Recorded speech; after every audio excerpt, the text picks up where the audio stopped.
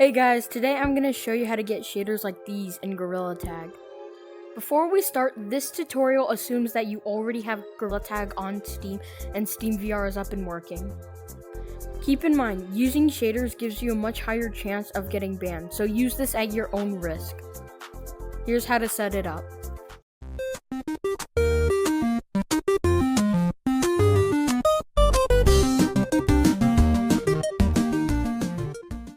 Okay, so once you're on your desktop right here, what you want to do is you want to go to my Discord server. The link is in the description. And then you want to go down here to this channel right here called Shaders. Then you want to click here on Reshade right there. And then you just want to download this. Okay, once you have that installed, what you want to do is you want to open it by double clicking it. It will pop up with this window. This is just warning you that you can get banned in multiplayer games. Gorilla Tag doesn't have anti-cheat though, so it's going to be a lot harder to get banned in Gorilla Tag from it. Now once you're here, you want to scroll through this list until you see Gorilla Tag right here. You want to click on it and then click next here. Now you want to click Microsoft DirectX 10, 11, 12 right there. So after that, you're going to pop up with this window. Click on Standard Effects. Double click it until this turns into a check mark. Do the same with Suite Effects, Legacy Effects, Quint, and Immerse right here. Just like that. And you want to click Next. And then you want to click Next again, and you should see this, and then you press Finish, and then now you can hop into game. Okay, so once you load up into your game, your screen is not going to look like mine. That's because you need to configure the shaders. Now what you want to do is you want to press the Home key on your keyboard. If you have a keyboard without that key, just press the Windows button, and in here, click on there, and now search for on-screen keyboard. Then you want to press enter, and then you can press home here. Okay, so once you press home, this should pop up. Now, what you need to select is ADOF, Bloom, SSR, DPX, and that's it.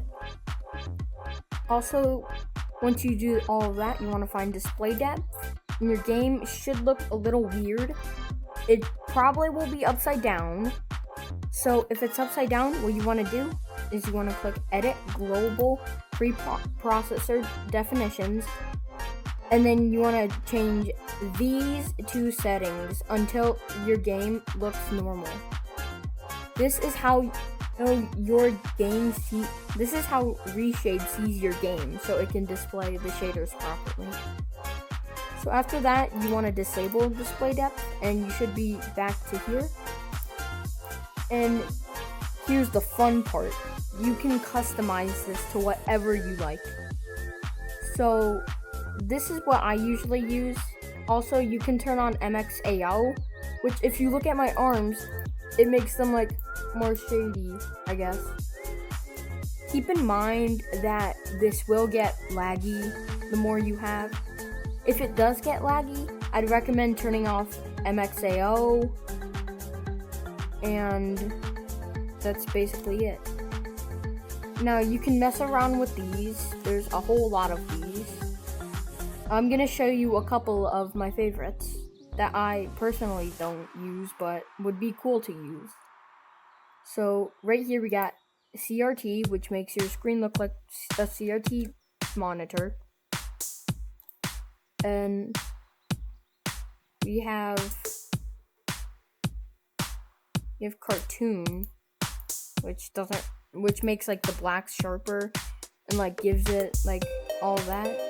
Glitch B makes your screen look like this.